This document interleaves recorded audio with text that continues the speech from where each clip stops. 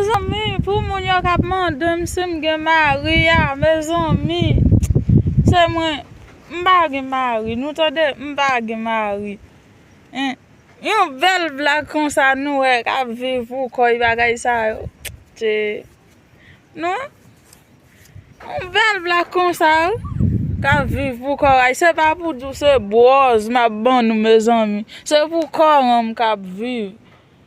Pour qu'on cap vivre c'est là qu'on ça m'rete nous tande là qu'on ça m'rete là comme ça nous ka penser ce brosse m'a bail pourtant c'est pas vrai nous mes amis connaît nous pas connaît qui situation m'a dire dans vie hein m'pa gen mari mes amis c'est moi on seul on cap vivre ou à chaque là nous demande m'bagay ça nous fait triste en pile hein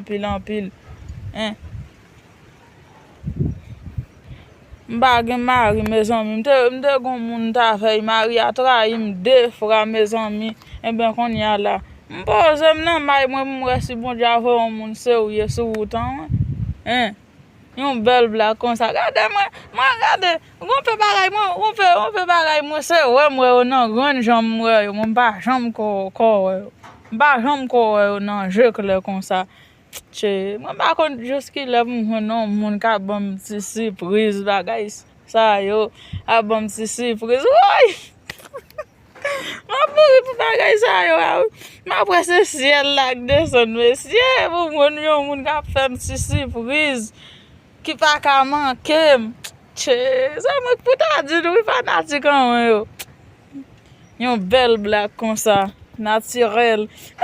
Regardez comment mieux mes amis, regardez comment mieux.